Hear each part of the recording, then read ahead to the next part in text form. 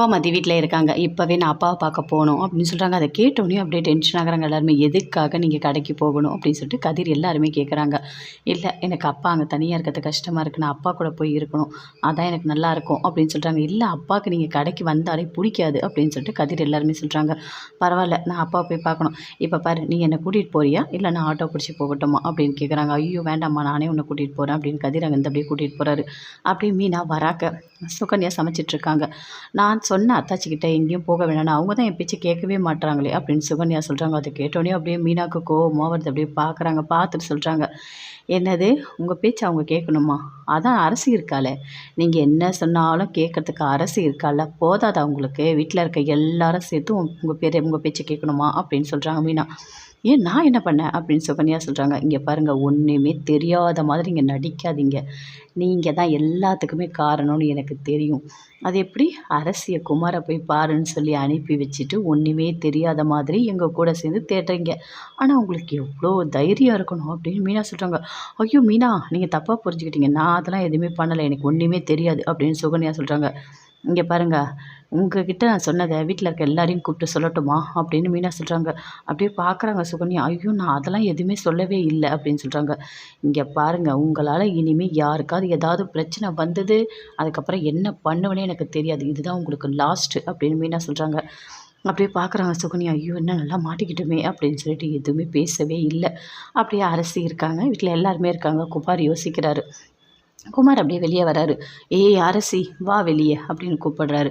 அப்போ பாண்டியன் பார்க்குறாரு. பார்க்கும்போது, என்ன, போய் பர்ஸ் எடுத்துகிட்டு வா போ அப்படின்னு சொல்கிறாரு. போயிட்டு பர்ஸ் எடுத்தாந்து அரசி கொடுக்குறாங்க. குமார் வாங்கிக்கிறாரு. என்ன இவ்வளோ லேட்டாக வர அப்படின்னு சொல்லிட்டு அரசியோட தலையிலேயே அப்படியே கொட்டுறாரு. கொட்டும் போது அப்படியே பாண்டியன் பார்க்குறாரு. பார்த்தோன்னே அப்படியே டென்ஷன் ஆகுறாரு. அப்படியே அடிக்க போகிற மாதிரி போகிறாரு. எதுவுமே பேசவே இல்லை. அப்படியே உள்ளே போகிறாரு.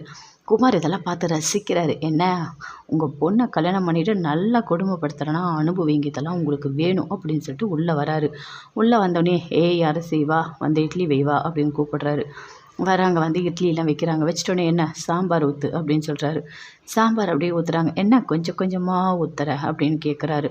அப்படியா அரசி பார்க்குறாங்க. பார்த்தோன்னே சொல்கிறாங்க, போதுமாங்க அப்படின்னு சொல்லிட்டு அப்படியே பார்க்குறாரு. குமார் பார்த்துட்டு சொல்கிறாரு, உன்னை எங்கே அடித்தா எப்படி வலிக்கும்னு எல்லாமே எனக்கு தெரியுதுடி.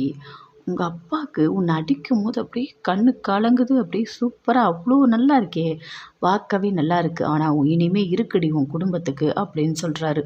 அதை கேட்டோன்னே அப்படியே மீனாவுக்கு கோபமாக வருது. எங்கள் அப்பாவை பற்றி ஒரு வார்த்தை கூட தப்பாக பேசாதீங்க அப்படின்னு சொல்லிட்டு மீனா சொல்கிறாங்க. சரி சரி, சாம்பாரை ஊற்று, நல்லா ஊற்றுடி எடுத்து அப்படின்னு சொல்கிறாரு குமார். ஊற்றுறோமா அப்படின்னு சொல்லிட்டு அப்படியே அந்த கொதிக்கிற சாம்பார் எடுத்து குமாரோட மூஞ்சிலேயே ஊற்றுறாங்க. ஊற்றிட்டு தலையெல்லாம் அப்படியே ஊற்றுறாங்க. கத்துறாரு குமார். வலி தாங்க முடியாது. ஐயோ அம்மா, யாராவது காப்பாற்றுங்க அப்படின்னு கத்துறாரு. எல்லாருமே ஓடி வராங்க. சக்திவேல் பாட்டி எல்லாருமே ஓடி வராங்க. வந்து கேட்குறாங்க, ஏய் எதுக்கு சுட சுட சாம்பார் எடுத்து என் பையன் மேலே ஊற்றுனேன் அப்படின்னு கேட்குறாரு. உங்கள் பையன் எல்லா சாம்பாரையும் என் மூஞ்சில் ஊற்றுன்னு சொன்னார், அதனால தான் நான் ஊற்றுனேன். புருஷன் சொன்னால் கேட்டு தானே ஆகணும் அப்படின்னு அரசி சொல்கிறாங்க. பாட்டி அப்படியே பார்க்குறாங்க. எதுவுமே பேசவே இல்லை. ஐயோ என்னடா ரொம்ப எரிதாடா, வாடா அப்படின்னு சொல்லிட்டு அப்படியே கூட்டிகிட்டு போகிறாங்க. வாடா இங்கே வாடா அப்படின்னு சொல்லிட்டு பார்க்குறாங்க. ஐயோ என்ன இவ்வளோ சூடாக இருக்குது அப்படின்னு சொல்லிட்டு அப்படியே அரசி மனசுக்குள்ளேயே நினைக்கிறாங்க.